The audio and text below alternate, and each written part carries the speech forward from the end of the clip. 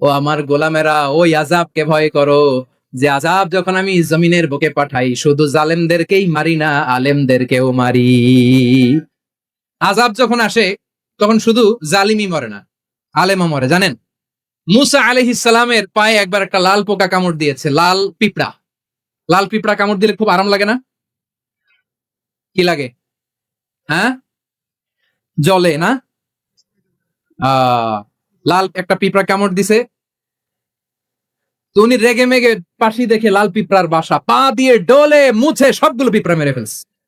এই ঘটনাটা আল্লাহ ঘটিয়েছেন এজন্য মুসা আলাইহিস সালাম ছিলেন কালিমুল্লাহ, সরাসরি আল্লাহর সাথে কথা বলতেন। তিনি আল্লাহকে জিজ্ঞেস করেছিলেন, আল্লাহ তুমি যখন কোন জনপদে আযাব পাঠাও, শাস্তি দাও, ওখানকার শুধু জালেমরাই তো মরে না, ভালো মানুষগুলাও মরে, তো আযাব দিবা মুশরিকদের উপর দিবা, অবাধ্যদের উপর দিবা, ভালো মানুষগুলারে মারো কেন? আল্লাহ বলেন, মুসা তোমার যে কামড় দিছিল পায়ের মধ্যে পিঁপড়া, কয়টা পিঁপড়া? জোরে বলেন। একটা পিঁপড়া, তো সবগুলারে মারলা কেন? রেগে মেগে পুরো পিঁপড়ার বাসা ভেঙে মেসাকার করলা কেন?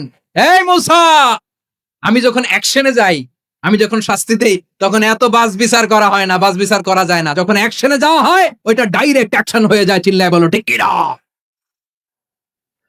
এজন্য আমাদের বাঁচার জন্য হলেও এই পাপ থামাতে হবে, এই শয়তানের অট্টহাসি থামাতে হবে, অন্যায় অপরাধ সমাজ থেকে আমাদের থামাতে হবে। কারণ আযাব আসলে ওরাও মরবে, আমরাও মরবো।